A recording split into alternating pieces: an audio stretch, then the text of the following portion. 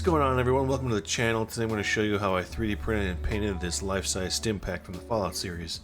So let's get into it. First, I'm going to start off by resin printing all of the pieces on my Elegoo Jupiter. Get the build plate loosened up here and pull it off the printer. Now I moved it over to my desk over here to try and remove all the pieces off the build plate.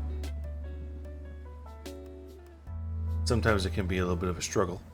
Once I get those removed off the build plate, then I'm going to go ahead and with removing the support material around some of the pieces. Once I have that completed, I'm going to load them into the washing basket to get them ready for a quick wash. Load them in the washing station with isopropyl alcohol and let them wash for about 8 minutes.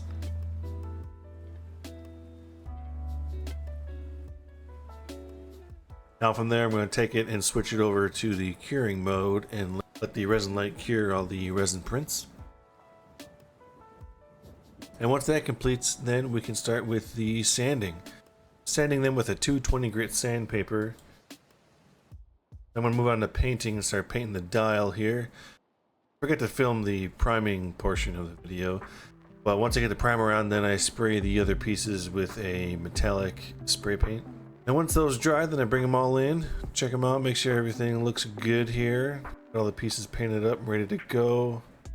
Now I'm going to take the inner portion of the vial here and paint it with Citadel's Mephiston Red. Now that we got the model fully painted, now we're going to set that aside, continue working on assembling the rest of the Stimpak.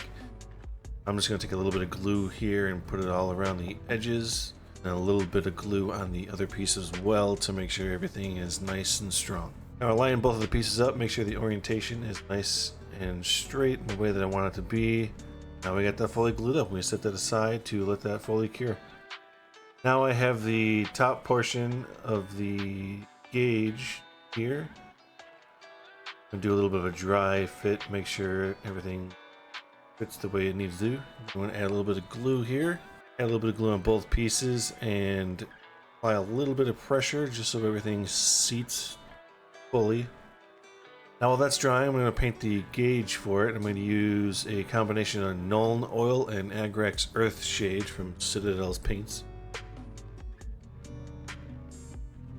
Now the Agrax, it's more of a brown wash, so I'm going to take that and kind of just coat the entire surface of the dial here. Gives it a real like worn old look to it.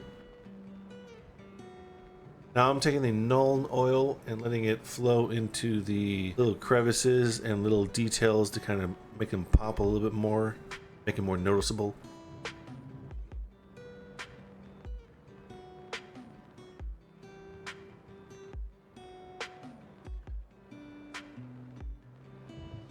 I'm going to set that aside and let that dry. I'm going to take these two wing pieces here and do another dry fit, make sure I have them lined up correctly here. I'll take my super glue and add a little bit onto the back of the rectangle here and insert it into the Stimpak and glue both pieces up. Now once those are fully dry, I'm going to move on to gluing on these clips on the ends of both of the wings here.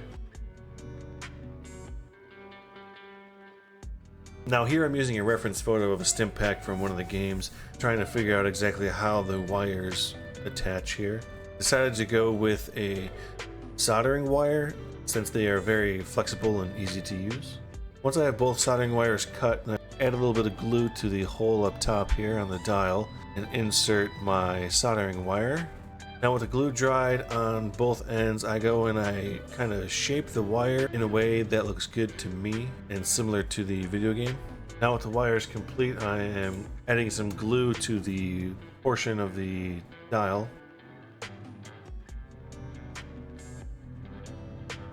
Double check to make sure the dial is lined up straight here.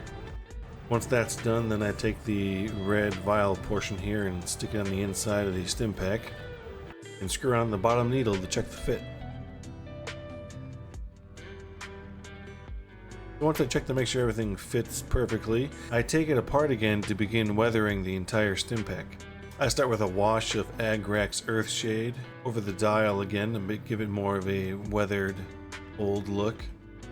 Then I take that same wash and apply it over certain areas on the Stimpak, making sure to get all the cracks and edges where all the dirt and debris usually settles. Next I'll use some Typhus Corrosion from Citadel Paints again. What this does is it gives it a real gritty, dirty, rustic look. So I take this and apply it to certain areas around the Stimpak where I think rust would be forming. Now once I get done with that, I'm going to go and take some Ryza Rust from the same paint brand.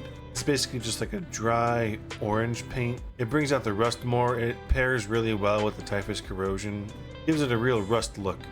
And so you take that and you just apply it around where you added the Typhus Corrosion. Always start with real light layers. You could always add more later, but you can never take off layers. Now once that is complete, I'm going to take some Lead Belcher silver paint here. Take that dial from earlier and paint the hand silver. Once the hand is done, then I go and paint the little screw detail on the dial as well.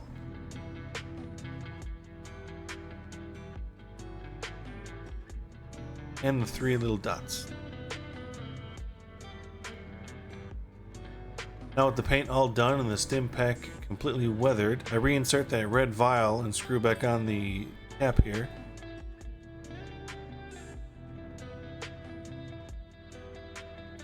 And there you go, that is a completed Stimpak.